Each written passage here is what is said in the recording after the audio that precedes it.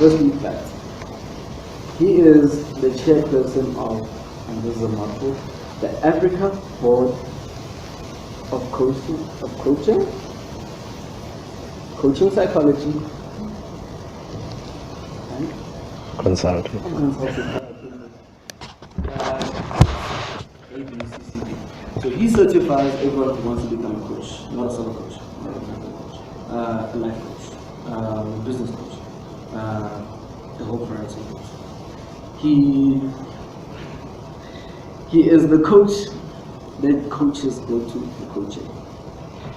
Because that is what I've been told. This man is of immense stature that is actually quite unbelievable that I got him to speak to him in person and actually got him to come and speak here. So with that brief introduction, he will come and explain all of his numerous achievements and positions, as well as speak to about a fresh team innovation. Please welcome Mr. Mongezi.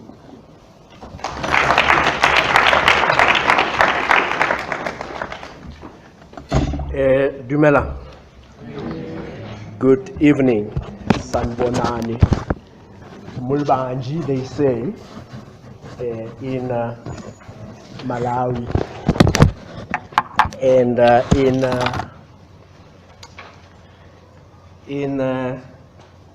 Tanzania and in Kenya, they say Sijambo or Jambo for short.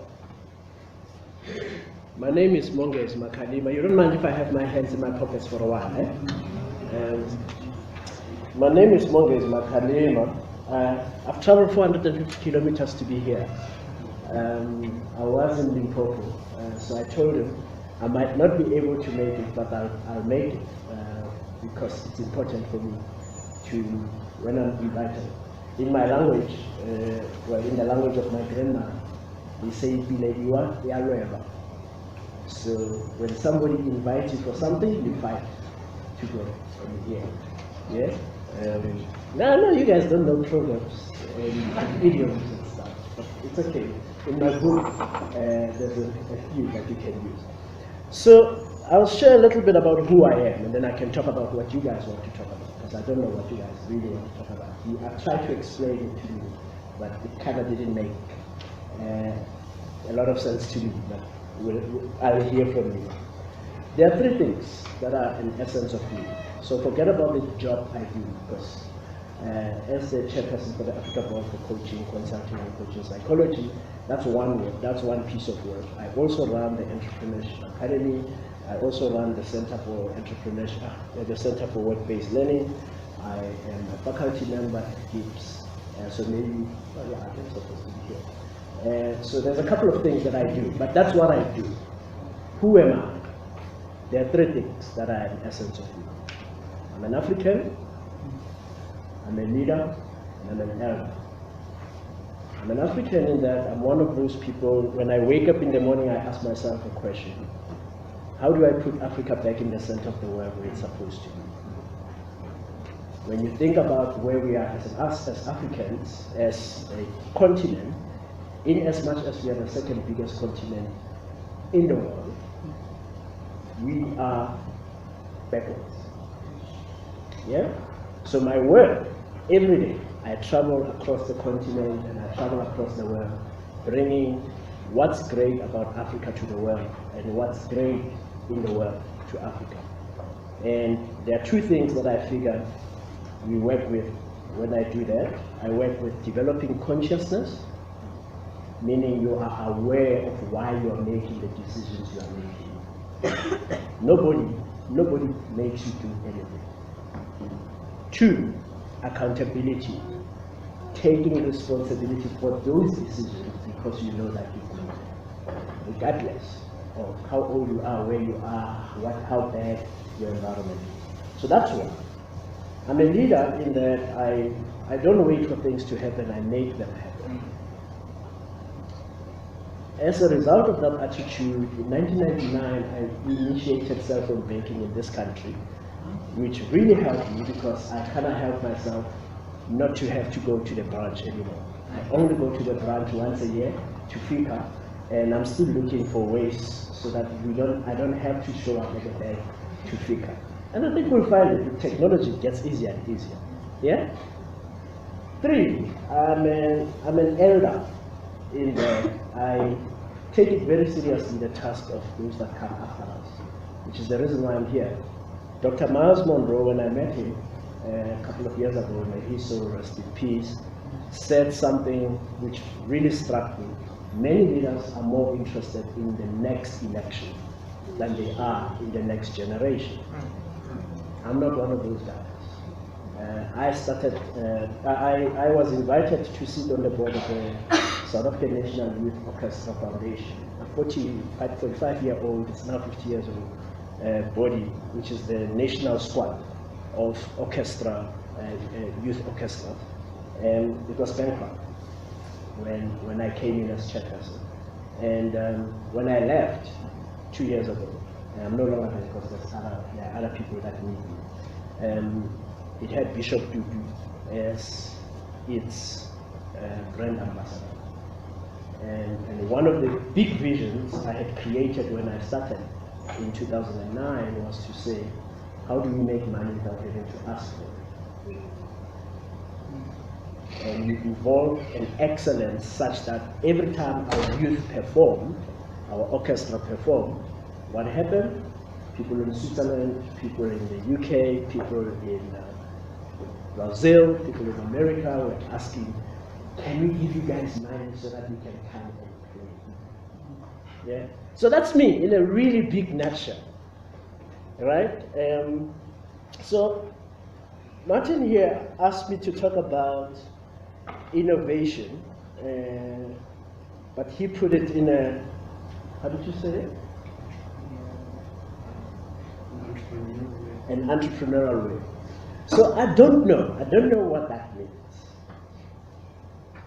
So I would like to have 3 questions, because I don't have a lot of time.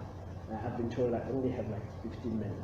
So can I have 3 questions that are really, really at the top of your head that will shape the conversation I can have? And then after that, if there are any other questions we can answer. Okay, let's start with you. What's your name? Zukanye. Yes.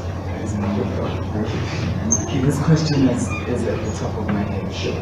Something I've been sort of struggling with. What makes a great leader? What makes a great leader? My name is Jackson. Yes. And my question is, how did you overcome fears? How do you overcome the fear? So I took this one from here. You have a question? Yeah. Yes.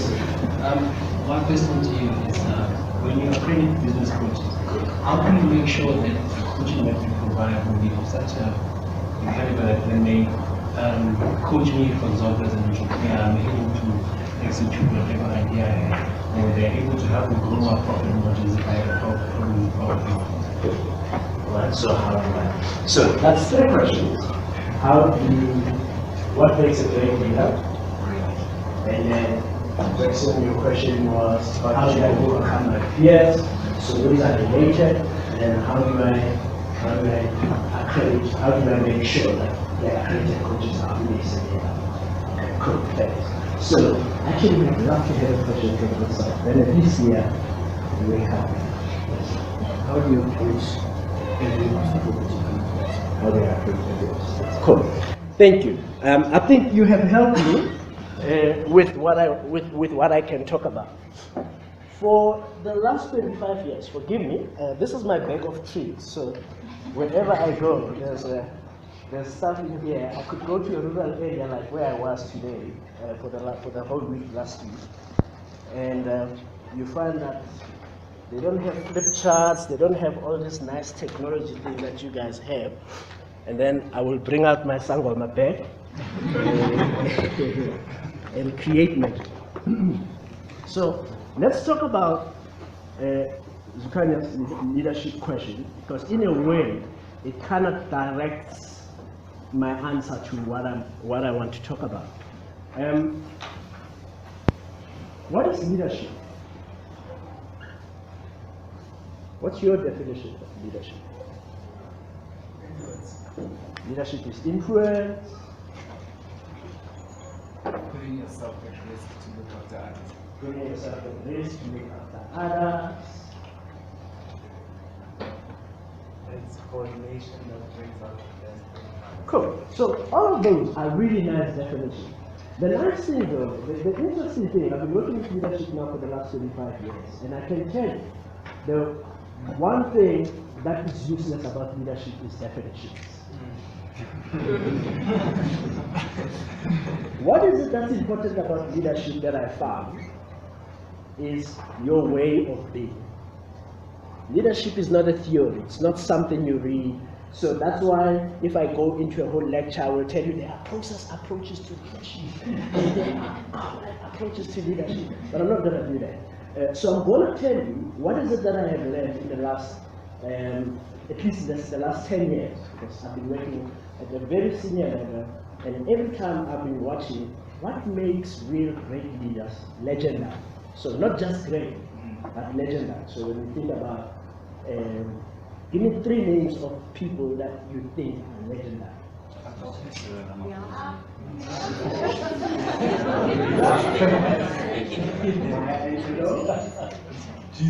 Jesus.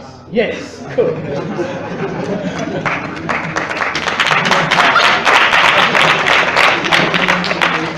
You're a bias. Why don't you clap for Maya Angelou? How? So what I found is that there are 5 things. I call them 5 ILL. 5 ingredients to legendary leadership. The first one, integrity. What does it mean? It has nothing to do with morals. Integrity means you walk your talk. You say, you do what you say. So one of the big challenges I had coming here, for example, was the fact that he came last week, came to my office, and then said, I want you to come and talk to our people, blah, blah. So I love these kinds of things. And, but at the same time, I had a dialogue. But I said, I will show up. But when I said I will show up, there's no longer a question about whether or not I will show up. I had an option to cancel, because this morning I got are you still coming? I could have said no, but I can't, because my word is my bond. When I say yes, I'm finished. It's exactly the same when I say no. It's that. So what integrity means is that you actually walk the talk. Many of the great leaders that I have met effectively do that. It has nothing to do with great, or it has nothing to do with moral or not moral. It is, are you walking the talk? Makes sense, no? The second thing that I found was that many of the legendary leaders are authentic. What does that mean? They know who they are. They know who they are, they know their wants, they know their strengths, they know their weaknesses. So they walk in there, they don't say, oh yeah, I'm everything and I know and I can do anything. They say, I can do this, I am really, really good at this, I'm a great engineer, for example. But please don't ask me to do admin. Oh, please don't get me to do people. Can you just get me to do admin, because I am really great, I'm a great project manager, I get it done. So they own their strengths, but they also own their weakness. They don't say, I'm really, really good at everything, or I'm really, really, really bad at everything. Because I see that. I see different kinds of leaders. Some people who think they are better at everything. But it's about how authentic are you. But the other piece about authenticity is this. Do this. And then look at it closely. What do you see? Fingerprint. What do you know about fingerprint?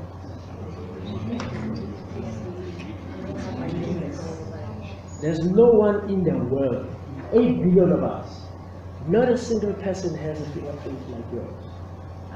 Are you living your fingerprint? Are you living your uniqueness? Or are you continuously trying to look, act, feel like somebody else? That's what authenticity is. Makes sense?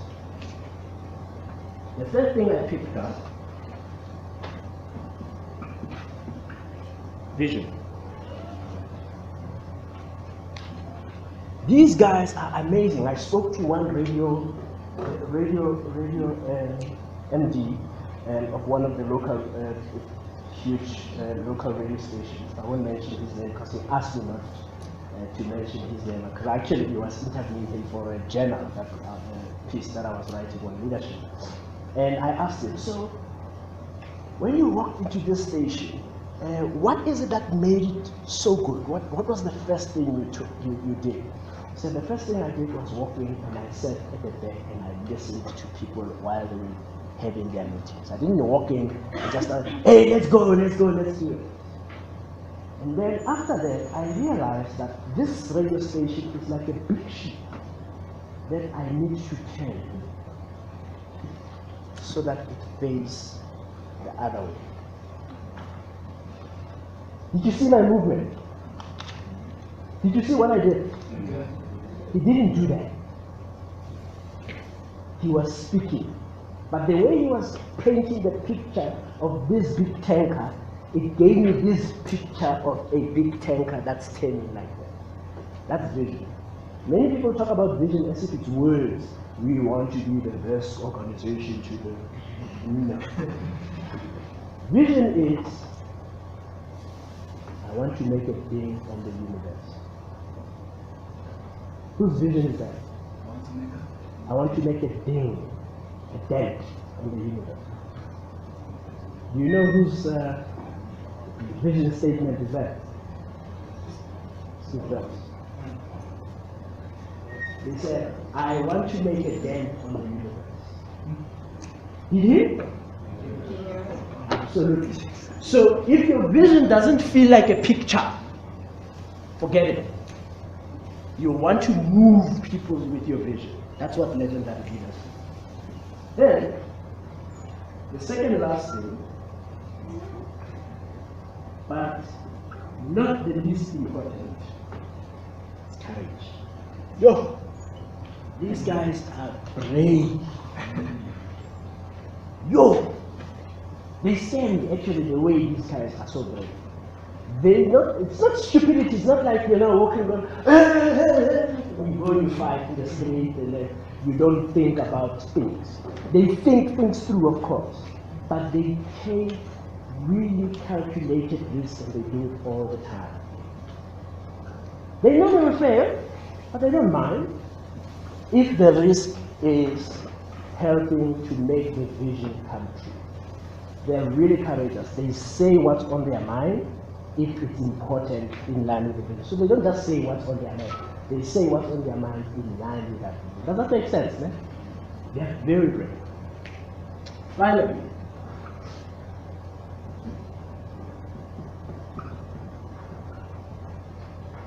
these guys act. So they're not direct acts. Right? They don't direct. You will do this. They said you will do that. No. What do? They say, I will do this. I'm really good. Can I ask you? So they don't even tell you. They don't say do it. They say, can I ask you to do this? Does that sound like a question? It's not a question. Why? Because they are influencing you. Because they know what you're doing. So they will go like, Cynthia, say hello. How do you feel about this? Does this make sense? Is this useful? So, when you think about the people that you've mentioned, Maya Angelo,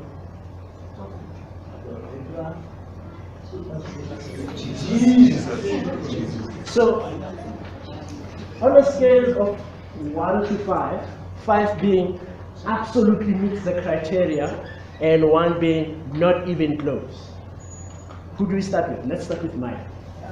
She needs all of them. I give her 5. 5 everywhere. Yeah. She's. Give me an example of one that she actually has demonstrated for you. The second one and the fourth one. Authentic? Yeah. Yeah. And she showed great courage. Yeah. Yeah. Yeah.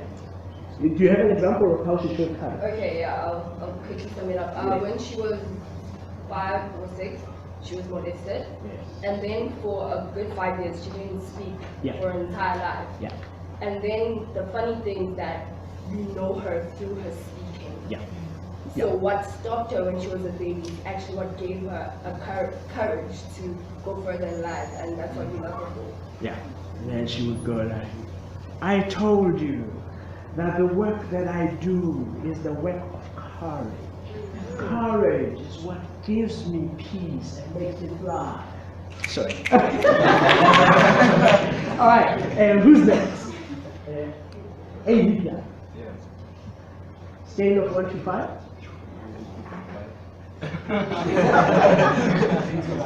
Sorry? For everything. Integrity? Did he walk the talk? Yes. We don't have to like it. That's the thing about integrity. When somebody is in integrity, they're not talking about you. Yeah? They're talking about their truth. Yeah? Cool. Authenticity. Yes. He was genuine through and through, hey? Yeah. I hope I'm able to get out of here.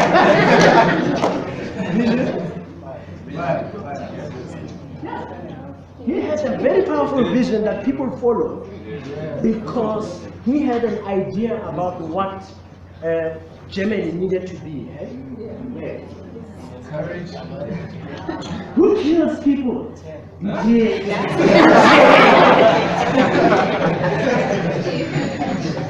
Action.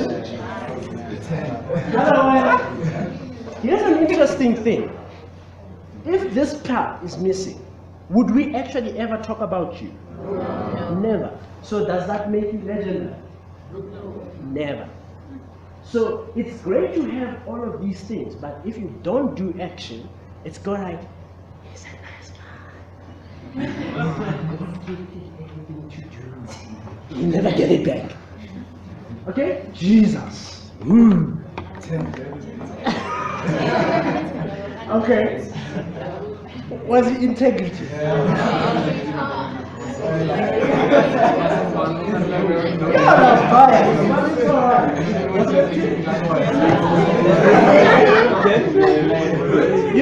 You know what's interesting about the story of Jesus?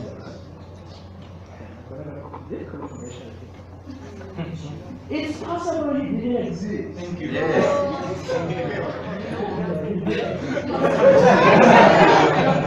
Actually, there's a lot of history, there's a lot of historical evidence that Jesus exists. But let's take it away from the Bible for a moment, because I'm a leadership scholar. So I think I take that decent view for the moment. I do have my own spiritual side. And when you think about Jesus as just an individual, when you think from a historical perspective as an individual that just woke up one morning and said, I think I have a gift and Lord, that God is speaking to me. Such that hundreds of years later, please.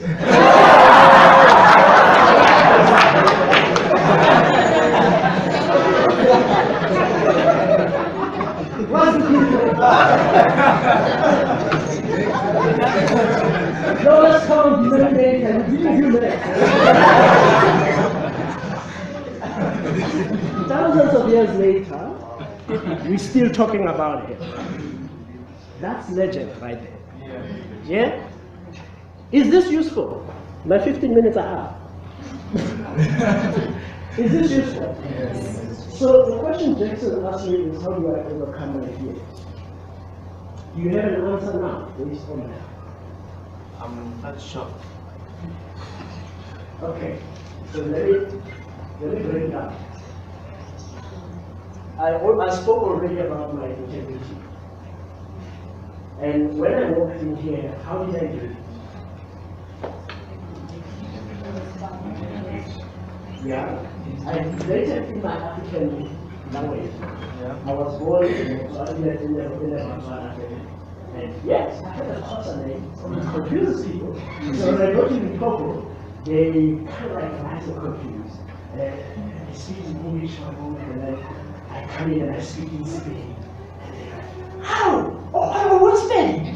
Yes, I can, buddy. And then I would go to Tanzania, and I would speak Kiswahili.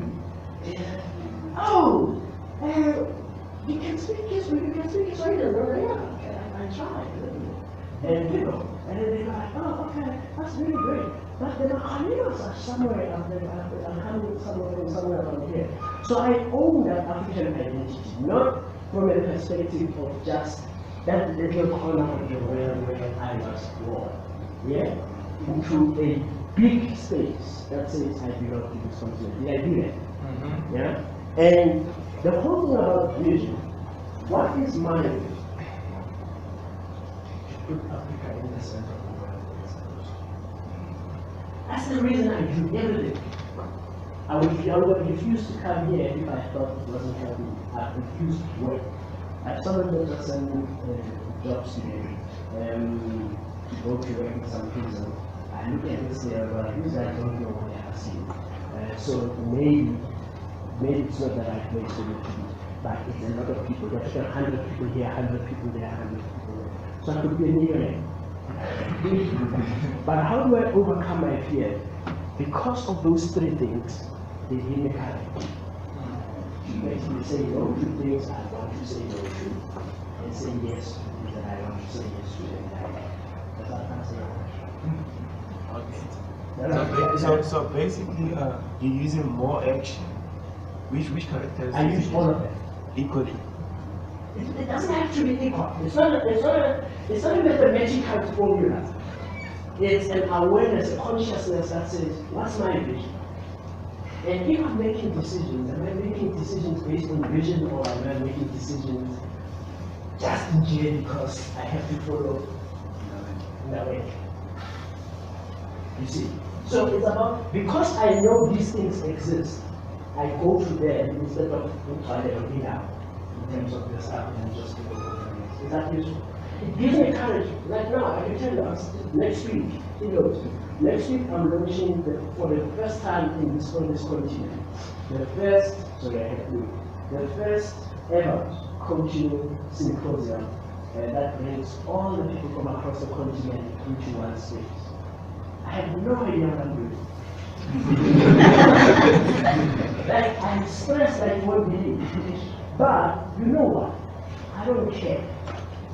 Because I receive messages from people that go like, you know, you didn't have to do our industry. What would we do? So, that doesn't help you. So I want to go to his question. Yes. We'll talk afterwards. So, how do I accredit people such that I know that they will be able to, that's a very technical conversation in many ways, but I can cut it down into one. I've developed a framework because we created standards. So when we work with coaches, we work with standards. Standards are critical because standards are telling you what works, what doesn't work. But because it's very difficult to say there's a dual standard and a whole standard, how do I measure it? I create a framework. And you guys, when you're here, you work quite a lot of frameworks. Frameworks are very powerful. But working on that framework, I get people to go back into their authentic space. But I developed something called, can I remove this quickly? Can I break the rules?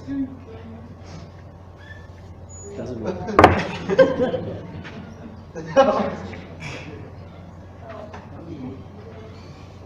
Can I use a different color? Yeah, that's too far. Can you see that? Can you see that? That's the framework we use to assess people. So after 10 years, since about 2004, I had already been evolving a method because I was worried about how coaches get access. The International Coaching Federation has competencies. So I trained in competencies and I'm a competency expert. I was a competency trainer. So I went one day to a conference where they said, yeah, we have everyone and never do the competency. I said, okay, so what do you want to say is competency 1 and competency 2 and competency 3? How do you see it? They answered, but I was going like, but that doesn't help me too much because every single situation is unique. So what do you do? And that's how this framework was born. This framework was actually born in my PhD. I asked the question, what makes an individual credible? So as a credible professional, what do you look for? One day I'll come and speak a little bit about it, but skills, that's what they ask them for. What skills does this coach essentially have? Can they coach? Knowledge? Do they know that's their case? Do they know about coaching, first of all? Or are they waking up in the morning and putting a business card and saying, I'm a coach? If they've not studied coaching, don't use it. Right? 3, attributes, that's a video. What are their values? What are their attitudes to coaching? What are their motives? What is their personality as a person? And does that help them connect with you? If they don't, if your values and their values don't connect, you won't connect. Are they aware? So whenever I go to a matching conversation, because we go to dating conversations as coaches, so before we meet, I know by the time we get out, like, yeah, it's not going to work. But you know the truth, right? And finally, second of last, results. Has this coach received results? Have they gotten results? Have they given you results? Have they given results in the past? And then, does it feel like coaching is something they are doing as a gift? It doesn't feel like it's a calling. Because if it isn't, they're just doing a job. There's nothing wrong with that. But you will feel it. Because you will feel, I'm just a man, but this guy can get, 6,500 for an hour, 3 times a day. Doesn't have, it's a really big question, so I don't want to go into too many details on that. If you want, you can talk about it out of here. That's cool. Any other question as I close? I'm done. Just to answer my friend Jason. When you have a vision, everything on your sides becomes belief. And then because there's no fear in you, you have courage. And when you have courage, you will can act. And when you act, that's when people give you integrity. And then when you have integrity, you realize you are yourself.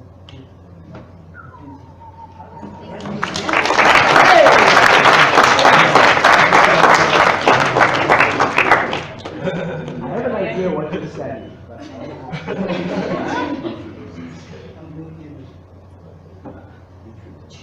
Does that help? 80%, yeah. I just wanted to ask about your vision. What motivates you to continue, especially because it's such a huge vision, and I feel like I also have the same kind of vision with you. But what motivates you to continue if you can't quite measure? How do you?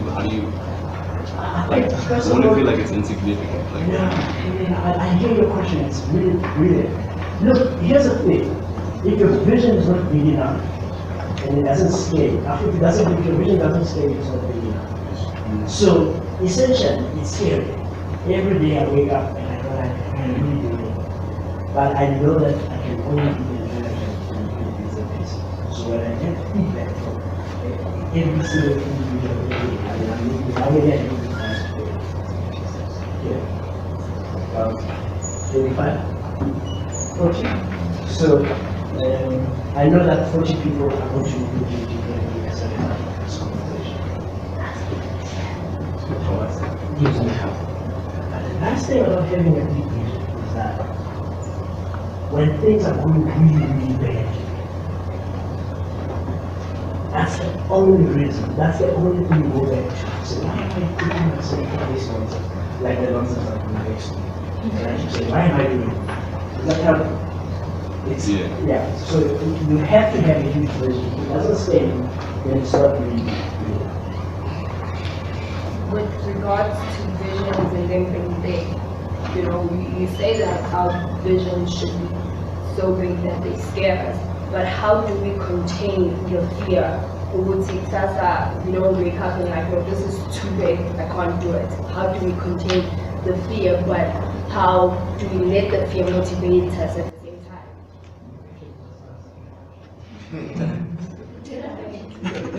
Did I say? Contain the fear and let the fear motivate you. Because think about it, everything you want, everything that's new, everything that's different, everything that's innovative is where? On the other side of fear. So you can't have fear and have faith. Either one or the other. Two sides of the same coin. If you're fearful, you're not faithful. So you have to be faithful to your vision and know that you will carry through. You take one action, a step at a time, every day. And if you fail, you pause, you sit down, take a breath, you drink tea, you talk to people, and then you go back. Next. I'm finished, man. I see people are ready to go. Thank you, ladies and gentlemen. And good luck. What I want to say to you, as I said last week, it doesn't matter what I think, and it doesn't matter what I put on the board. What's important is the size of the dream in your heart. Have a great day.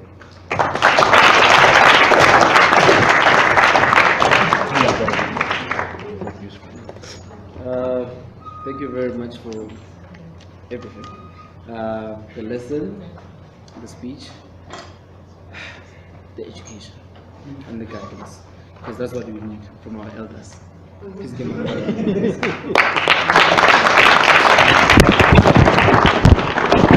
Asante sana. No. What I